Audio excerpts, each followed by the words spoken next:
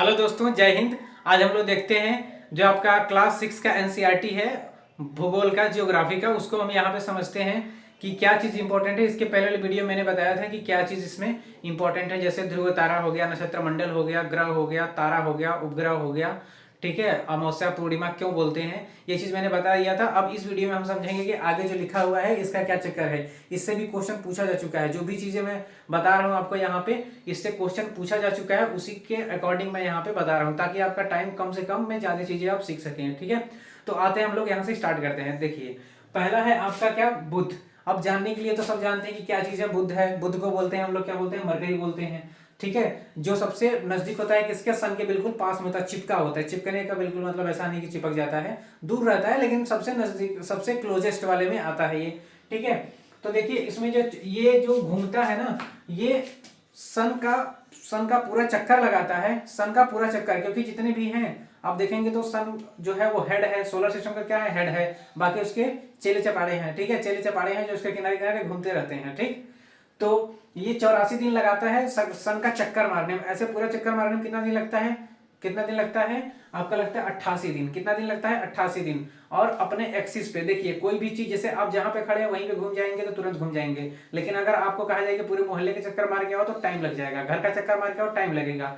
तो वही चीज है कि यहाँ पे जो आपका बुध है ना, जब अपने एक्सिस पे घूमता है, मतलब जहां पे इसका ओरिजिन है ना, अक्ष है, अगर अक्ष के अराउंड घूमता है तो इसको कितना दिन लगता है, मात्र 59 दिन लगता है। लेकिन अगर यही पूरा अगर चक्कर काट के सन का, समझ रहे हैं, पूरा अपने एक्सिस पे जब घूमता है जब, तो उसको लग जाता है कितना, 88 दिन। हमेशा जब कोई चीज अगर बड़ा कवर करेगा कि नहीं डिस्टेंस, समझ रहे हैं, अगर सर्कुलर में है, वृत्ताकार में है, अगर कवर करेगा पूरा तो ज्यादा दिन। हमेशा जो आपका सन के अराउंड घूमने वाला है ना, तो वो हमेशा ज्यादा ही रहेगा, और कम कौन रहेगा, ये कम रहेगा। ठीक है, सबसे अच्छी चीज इसमें पूछता है कि क्या उसके कितने प्लेनेट वगैरह, वो सॉरी उसको बोलते हैं कि उपग्रह कितने हैं। ठीक है, जैसे कि कुछ मार्स का है ना, फबोस डिमोस, तो इस तरीके से देखते हैं। आगे आता है आपका शुक्र। शुक्र का मतलब है वीनस। वीनस में देखिए 255 दिन का होता है। 255 दिन का क्या चीज है, ये सूर्य का अराउंड जो घूमता है ना, 255 दिन लग जाता है, लेकिन अपने एक्सिस पे घूमने के लिए इसको लगता है 243 दिन। कितना लगता है दोस्तों, 243 दिन इसको लगता है। इसके बाद आता है पृथ्वी। पृथ्वी का आप अच्छे से जानते हैं कि पृथ्वी अपने एक्सिस पे घूमती है कितने, एक दिन में अपना एक्सिस कंप्लीट कर लेती है फटाक से घूम करके, है ना। कहते हैं कि पृथ्वी एक चक्कर लगाती है 24 घंटे में, तो ये वही 24 घंटे वाला एक चक्कर है, समझ रहे हैं। तो ये लगाती है एक दिन में, यहाँ पे लिख देते हैं जैसे एक दिन में लगाती है। लेकिन अगर ये पूरा सन की बात करें तो कितना लग जाता है, 365। कितना दिन लग जाता है ये आपका, 365 दिन। 365, 366, 366 किस लिए, क्योंकि जिस महीने में जुलाई जो है आपका 29 रहता है जिस साल में ना, वो हो जाता है 366, ऐसे 365 है।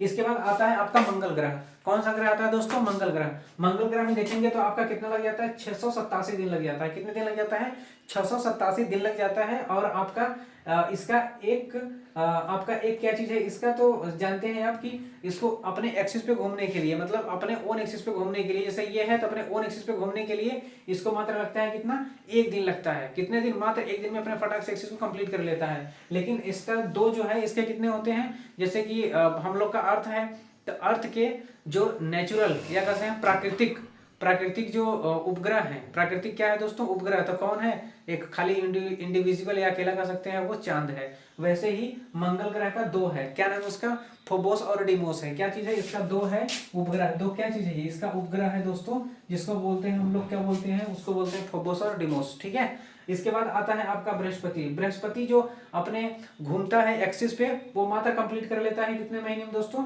9 महीने में। कितने महीने में, 9 महीने में। लेकिन अगर ये घूमता है जब, पूरे चक्कर जब मारता है, पूरे चक्कर जब मारता है तो लग जाता है इसको 11 साल 11 महीने। कितने लग जाता है, 11 साल और 11 महीने।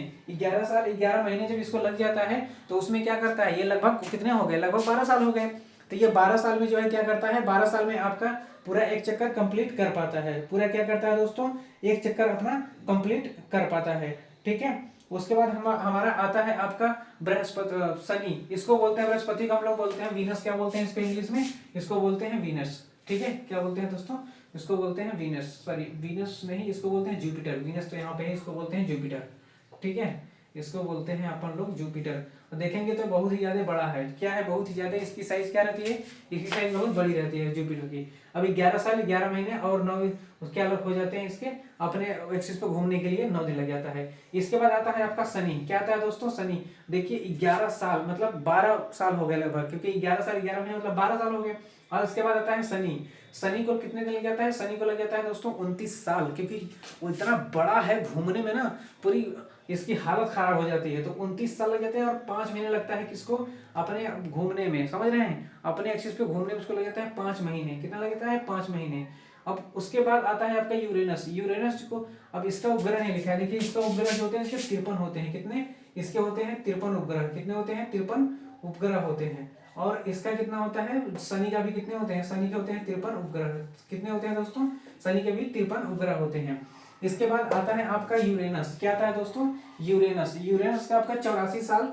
84 साल में क्या करते हैं? ये घूमता है पूरा, घूमने में कितना जाता है? 84 साल। और 17 घंटे लगता है अपने एक्सिस पे। देख रहे हैं कितना तेज घूमता है, पूरा कवर करने लगता है 84 साल, लेकिन अपने एक्सिस पे घूमने में मात्र इसको लगता है कितने? 17 घंटे। इसका जो आपका वो इसका ये आपका उपग्रह है वो कितना है? इसका होता है दोस्तों 27 उपग्रह। कितने इसके? 27 इसके उपग्रह है। लिख सकते हैं यहाँ पे 27 क्या है इसके? उपग्रह है। 27 84, एक मिनट, इसके होंगे 13, इसके होंगे 13 उपग्रह इसके होंगे। ठीक है, इसके 27 उपग्रह हैं। इसको कितने हैं उपग्रह? 27 है उपग्रह। तो ये आपका क्वेश्चन पूछा नेपच्यून। नेपच्यून में देखेंगे कि 164 साल लग जाता है। मतलब अगर एक आदमी चाहे कि हम देखेंगे तो जिंदगी में घंटा नहीं देख पाएंगे, क्योंकि 164 साल है।